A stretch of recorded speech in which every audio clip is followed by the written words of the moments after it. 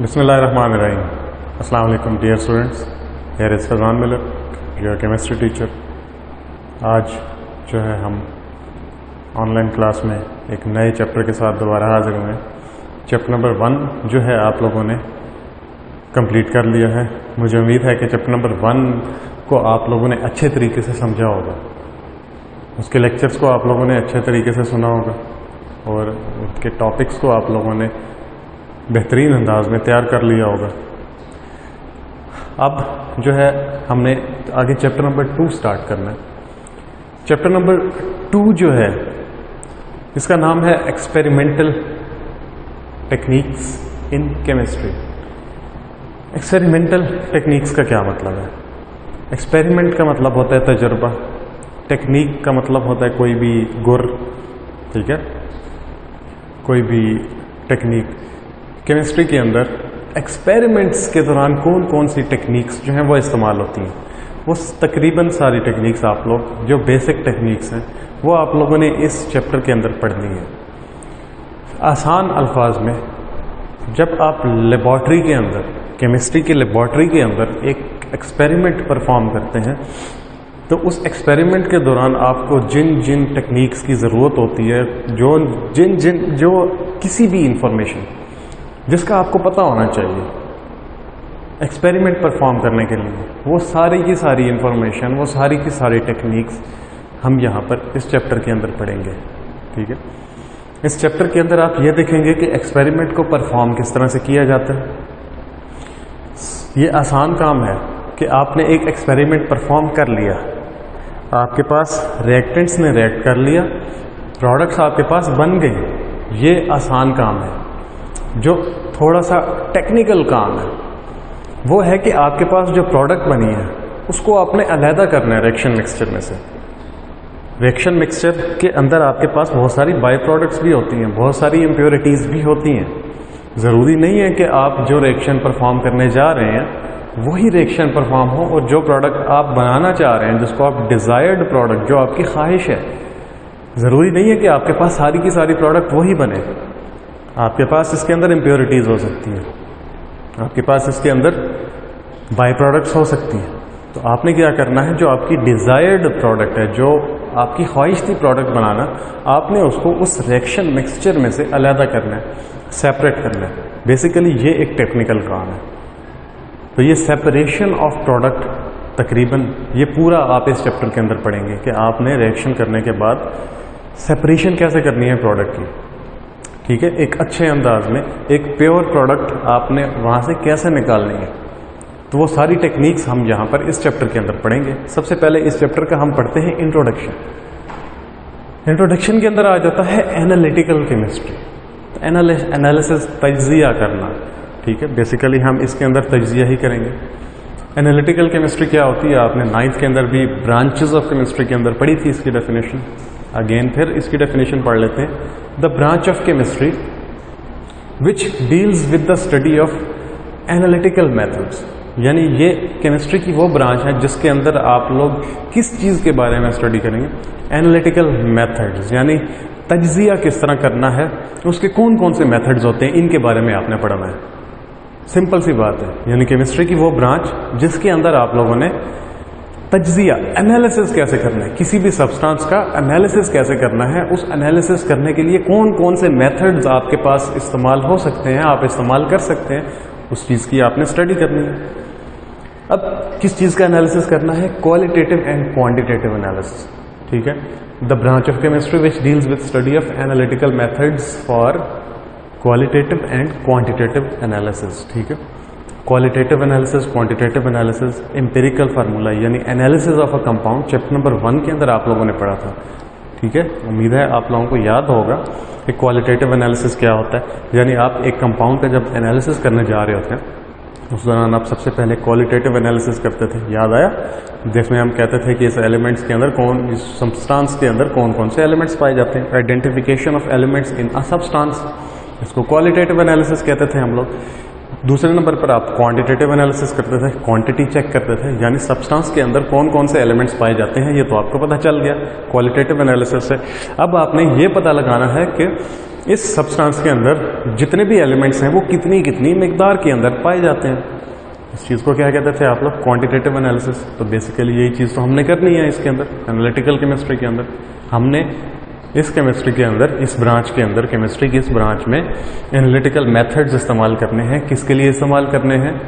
Qualitative and quantitative analysis of a substance के लिए। ठीक है, चलें अब देखते हैं एक दफ़ा फिर से कि क्वालिटेटिव एनालिसिस क्या होता है, क्वांटिटेटिव एनालिसिस क्या होता है। एक दफ़ा फिर से इसको हम देख लेते हैं जी। क्वालिटेटिव एनालिसिस क्या होगा? It deals with the identification of elements in a substance. Again वही फर्स्ट ईयर वाली डेफिनेशन जो आप लोगों ने एनालिसिस ऑफ अ कंपाउंड के अंदर पढ़ी थी कि ये किस चीज़ को डील करती है? आइडेंटिफिकेशन यानी शिनाख्त करना एलिमेंट्स की इन अ सब्सटेंस, एक सब्सटेंस के अंदर। जैसा कि हमारे पास ग्लूकोज एक सब्सटेंस है, ठीक है, इसका फार्मूला हम लिख दें C6H12O6। ये एक सब्सटेंस है। आपने बताना है कि ग्लूकोज के अंदर कौन कौन से एलिमेंट्स पाए जाते हैं। तो आप देखें, एक कार्बन पाया जाता है, एक हाइड्रोजन पाया जाता है और तीसरा ऑक्सीजन पाया जाता है। ग्लूकोज के अंदर टोटल 3 एलिमेंट्स पाए जाते हैं, कार्बन, हाइड्रोजन, ऑक्सीजन। आपने क्वालिटेटिव एनालिसिस कर लिया, ठीक है, आपको आइडेंटिफिकेशन कर लिया, आपने आइडेंटिफाई कर लिए कि इस सब्सटेंस के अंदर कौन कौन से एलिमेंट्स पाए जाते हैं। क्वालिटेटिव एनालिसिस हो गया। अब अगेन आगे करते हैं क्वांटिटेटिव एनालिसिस। ये क्या होता है? It deals with the determination of relative amounts of elements present in a substance.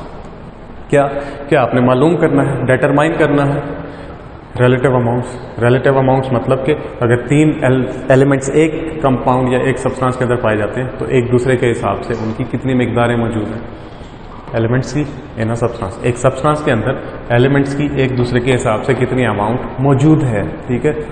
आपका क्वांटिटेटिव एनालिसिस हो गया, यानी आपने देखना है कि ग्लूकोज, कार्बन, हाइड्रोजन और ऑक्सीजन। ग्लूकोज के अंदर 3 किस्म के एलिमेंट्स पाए जाते हैं, कार्बन, हाइड्रोजन और ऑक्सीजन। अब अगर आपने इनकी मिकदार मालूम कर ली कि ग्लूकोज के एक मालिक्यूल के अंदर 6 कार्बन होती हैं, 12 हाइड्रोजन होती हैं और 6 ऑक्सीजन होती हैं, आपने क्वांटिटेटिव एनालिसिस कर लिया इसका, ठीक है। तो 2 चीज़ें याद रखनी है। क्वालिटेटिव एनालिसिस क्या होगा कि एक सब्सटेंस के अंदर कौन कौन से एलिमेंट्स पाए जाते हैं, this is called your qualitative analysis. Quality check कर लिया आपने। दूसरे नंबर पर क्वांटिटेटिव एनालिसिस क्या होगा कि जो एलिमेंट्स सब्सटेंस के अंदर पाए जाते हैं वो एक दूसरे के हिसाब से कितनी कितनी मिकदार के अंदर मौजूद हैं, this is called your quantitative analysis. आपने क्वांटिटेटिव एनालिसिस कर लिया, ठीक है। अब कुछ स्टेप्स हैं, ठीक है, स्टेप्स हैं जो हम क्वांटिटेटिव एनालिसिस करने के लिए इस्तेमाल करते हैं। उनको स्टेप बाय वन देखेंगे हम। सबसे पहला ऑब्टेनिंग अ सैंपल, यानी आपने सैंपल ले लेना। यानी ग्लूकोज का आपको बताया गया है कि क्वांटिटेटिव एनालिसिस करके दिखाएं, आपके पास ग्लूकोज बहुत ज़्यादा मिकदार में मौजूद होगा, आपने उसमें से थोड़ा सा ग्लूकोज उठा लेना है, सैंपल ले लेना है। उसको क्या कहेंगे? Obtaining a sample. सैंपल ले लिया। दूसरे नंबर पर क्या करेंगे? सेपरेशन ऑफ डिजायर्ड कंस्टिट्यूएंट, ठीक है।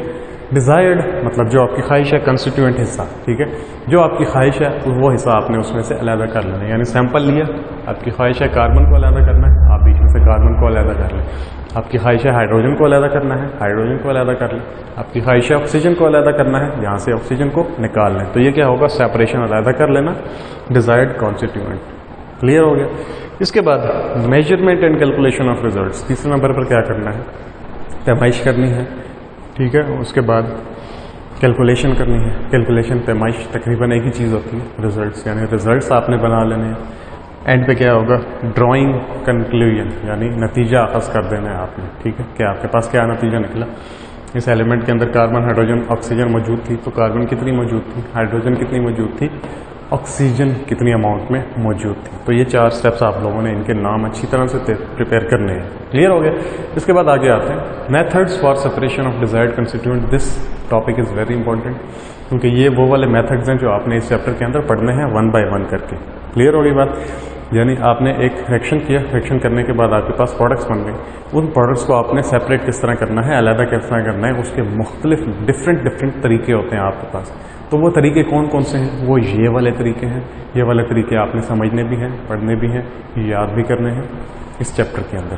क्लियर होगी बात। अब हमारा नेक्स्ट टॉपिक जो होगा वो इन्हीं में से किसी एक मेथड के ऊपर होगा। नेक्स्ट लेक्चर जो है इन्हीं में से किसी एक मेथड को हम यहाँ पर एक्सप्लेन कर रहे होंगे, ठीक है। तो सबसे पहला मेथड है फिल्ट्रेशन।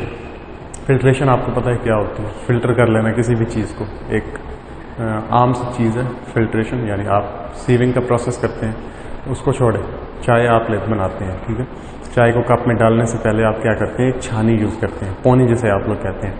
आप फिल्ट्रेशन कर रहे होते हैं। फिल्ट्रेशन क्या होती है, सॉलिड पार्टिकल्स को लिक्विड पार्टिकल से अलग कर लेना, यानी लिक्विड आपकी चाय है, सॉलिड पार्टिकल्स आपकी क्या है, पत्ती, ठीक है। पत्ती के दानों को आप लिक्विड से अलग कर लेते हैं। This is called filtration. Simple crystallization, crystals बनाने, ठीक है, यानी आपके पास क्रिस्टल्स बनाने। नमक को पानी के अंदर बहुत ज़्यादा हल करें, बहुत ज़्यादा हल करें, गर्म करें, फिर हल करें। उसके बाद जब नमक क्या हो जाएगा, ठंडा हो जाएगा। ठंडा हो जाएगा तो उस नमक की क्रिस्टल्स बनना शुरू हो जाएंगी। उनको दोबारा से आप फिल्टर कर लें, आपकी क्रिस्टलाइजेशन हो गई। आपने क्रिस्टल्स बनाकर, यानी क्रिस्टलाइजेशन में ऐसे होता है कि एक ऐसा सब्सटेंस जो किसी लिक्विड के अंदर डिसॉल्व हो सकता है, लिक्विड के अंदर डिसॉल्व हो सकता है, आप उसको लिक्विड के अंदर डिसॉल्व कर दें। अब आपने उसको सेपरेट करना है, उसमें से अलहदा करना है। आप क्या करें, वो जो सब्सटेंस जो डिसॉल्व हो गया, जो हल हो गया, उसकी आप क्या करें, क्रिस्टल्स बनाएं। क्रिस्टल्स बनाकर फिल्टर कर लें, आपके पास क्रिस्टल्स अलहदा हो जाएंगी, लिक्विड अलहदा हो जाएगा।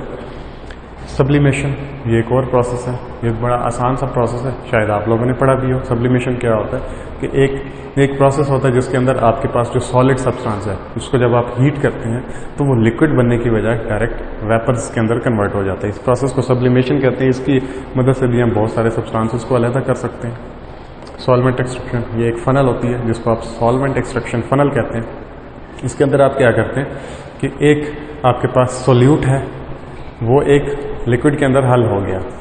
अब उस सोल्यूट को उस लिक्विड में से आपने अलग करना है, हाँ, मतलब वो उसके अंदर हल हो चुका है। तो आप दूसरे नंबर पर एक ऐसा लिक्विड इस्तेमाल करें जिसके अंदर वो जो सोल्यूट था वो ज़्यादा हल पजीर हो एज़ कम्पेयर टू पहले लिक्विड के।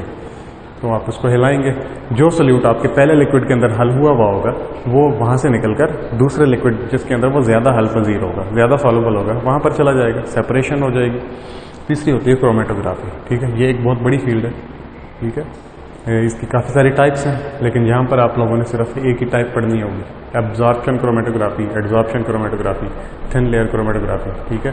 बहुत सारी एग्जाम है, लेकिन यहाँ पर आप लोग जो है सिर्फ एक ही किस्म पढ़ेंगे इसकी, जिसे कहेंगे आप लोग पेपर क्रोमेटोग्राफी, ठीक है।